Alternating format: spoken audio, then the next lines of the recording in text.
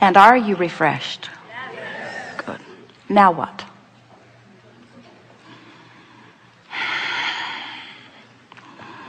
Standing on your chair does not really help.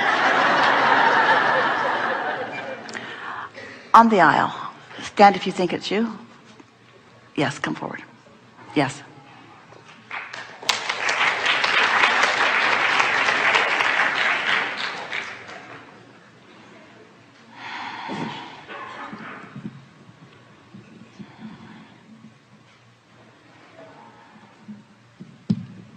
Hello. I haven't been up here in a while. Actually, I just raised my hand, and I'm not sure what I'm going to talk about. Well, now think about that. Yeah. Think about that. So, are you saying to us that you don't have some active issue in your vibration? In other words, what made you raise your hand? What's that about? Maybe the last few times I came, I had wanted to talk about something, but I guess it's still there, but it's not as big a deal as well, we're not time. trying to extract problems from you. We just think it's worth talking about why you lighted up in this room of all of these hundreds of people. Why did you why did we see you? And you say, I have no problems. There's nothing that I'm worried about. Things are going pretty well for me. I'm glad to be here. And so well, that's mainly it. I'm feeling good, and I raised my hand, and you looked at well, but we're glad you're feeling good. Now yeah. Get out. Well, let's talk about something then.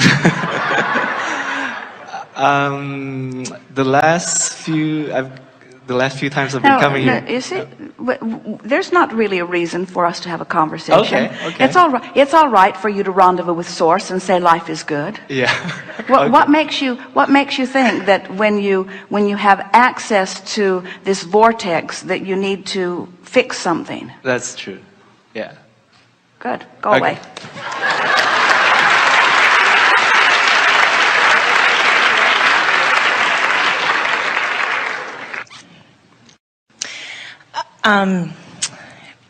Well, kind of what he was talking about with the couple.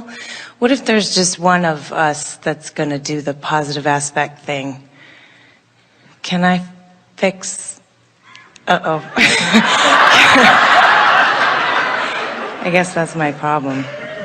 Well, it better be enough because it's all you've got. Right. In other words, and we really want you to hear that. In other words, yes, of course it's enough. That's what the power of influence is.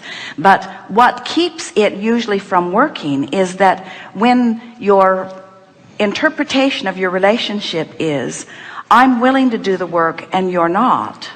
Now, there's an expectation in your vibration that prevents you from rendezvousing with the part of the relationship that you want to rendezvous with. And so we know it's really why we spent so much time in our opening remarks here today. We know that when there is a reality that is occurring, it gets your attention.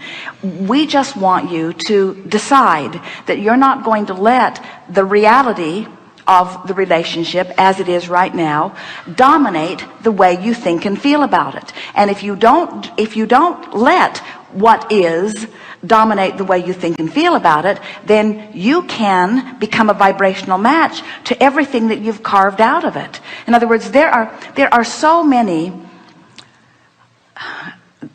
Often people will say, my second marriage was better than my first, or my third was better than the first two, or my fourth were better than the first three. In other words, people are often moving on. And the reason that it gets better and better is because with all of that sifting, they are asking with greater clarity. But it isn't until they stop focusing upon the part of it that they don't want that they become a vibrational match to the part of it that they do want.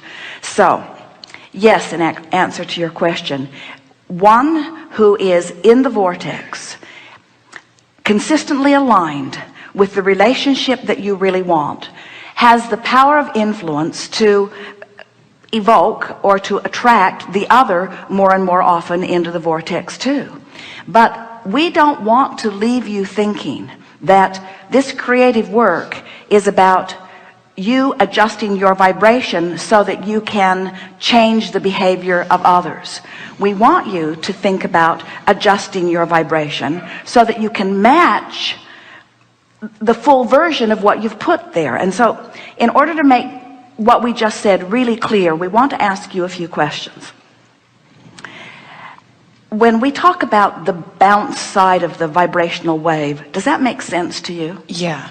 So does it make sense to you that while you may be looking at aspects of your partner or of your relationship that are unpleasing or troubling, does it make sense to you that there is a proportionate, improved relationship that is forming in this vibrational reality because of that clarifying, contrasting exposure?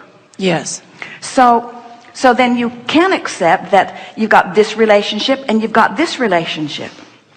So the question, the answer to your question, but the question that we want you to ask yourself is, if you believe that you've got two relationships going, now we know this one's more compelling, this is the one that comes home at night, that we know that this is the one that you can see and hear and smell and taste and touch. But if you accept that you have two relationships, one that is past tense and one that is really present tense, and you decide that you're going to tune to the present tense relationship, you're going to tune to the one that feels good, you're going to align to who you are and to all that you've created here. When you accept that, then it is our promise to you that that one has to become this one. The manifestation has to become the same. Now hear the difference in the important question that you ask. If you believe that you have to stand in the current relationship and through your words and action convince another to be different, now you've lost your power because you had to leave the vortex in order to accomplish that. But if you accept that no coercion, no convincing has to take place, that it's just the alignment between you and you, now you come into your power, and now one who's in the vortex is more powerful than millions who are not, you see. That's what the power of influence is. Right. And what's troubling you about it, and it's something that troubles a lot of people about it, is that, Abraham, are you saying that I can get in the vortex and I can become so influential that I can get what I want from everyone? And isn't there a little coercion in that? And we say, you can, when you get into your vortex, the universe will yield to you from every particle of the universe what you want, as it is now doing. In other words, we want to convince you that it's not that your partner's not doing the work, or not even that your partner doesn't agree with the work you're doing. It's your attention to that that holds that in your vibration.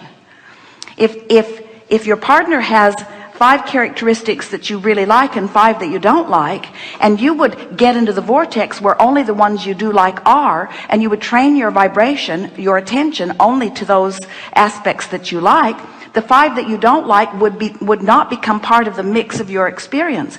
But what happens with most people who are facing reality is that you focus on the stuff you like, that you focus on the stuff you don't like, you keep it all active so it all keeps coming. And then it feels like you need to do something different. And we say, no, that's never true. You need to do something different. You need to tune yourself to the best part of your partner.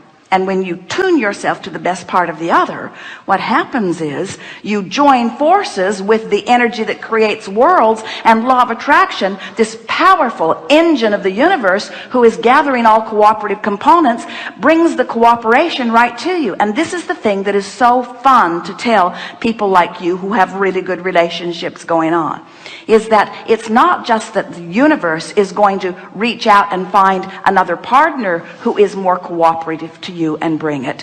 The universe will reach right into that partner and bring cooperation. Oh, that's what I was hoping. That's good. So I really like him. Yes, Yeah. with good reason.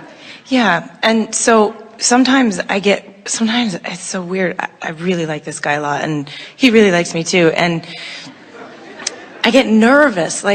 He makes me nervous. And we've been together for a long time now, but I will get whacked out in my vibration, and he will immediately respond to it and go away. And then I will relax, and then he'll immediately come back. Well, we would like to tell you the secret to attracting a partner who consistently feels more comfortable with you. When your dominant intent is alignment with who you are, so you're taking out of the equation any pointing at him to change, he's going to really like hanging around you. When you completely accept the responsibility for your own happiness, oh man, he is going to enjoy that so very much, you see. Imagine the freedom that you or anyone would feel if someone says to you, it is my intent to keep myself in a really good place, and it's not your job to feather my nest. I'm going to do everything I can to keep myself in a really good place because I want to have a really good life with you. That's the perfect formula for a wonderful relationship. But on the other side of that is, well, I want a good life, and I know you want one for me, and as you behave in that way, I'm not having a very good life, so you need to give up some patterns and maybe even some things you want for me. Well, that's like asking water to flow uphill consistently. In other words, everyone, you just have to accept it. It is the most natural thing in the world for everyone to selfishly want to feel good, you see. So you're like a breath of fresh air when you sweep in and say, I want to feel good, and I work to keep myself feeling good, and when I feel good and we're together, oh, it is a wonderful thing, but you're not responsible for my feeling good. The majority of relationships that break down are because, and of course it's never accurate or appropriate to throw a blanket over anything and call it all the same, but very often women feel insecure, and so they ask for changes, and men want freedom, and the more insecure she feels, the more freedom he doesn't feel, and that is the basis of most broken relationships. And that's why when you get out of whack in your vibration, your words, when you're out of whack and therefore not feeling good, then all that stuff, he starts thinking that he needs to do something different, which he doesn't want to do and often can't do, or he thinks that you think he should.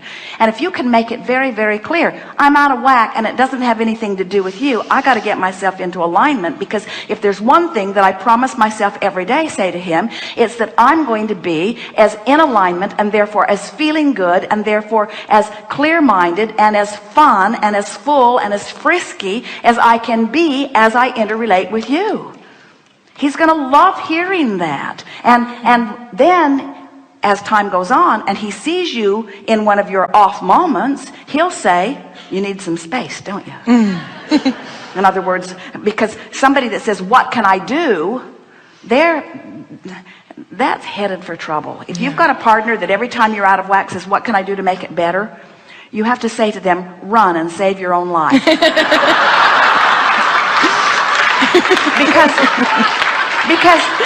Because if you let them try to make your life better, your law of attraction will just bring more trouble for them to solve. And then before long, and it won't be very long, your relationship is one where the other is resenting, you see. Right. Where if you're both stable and sure, and then coming together because you're stable and sure, oh, what a wonderful relationship that is. Yeah. Evolving, changing, growing, expanding, becoming, and feeling good every step along the way.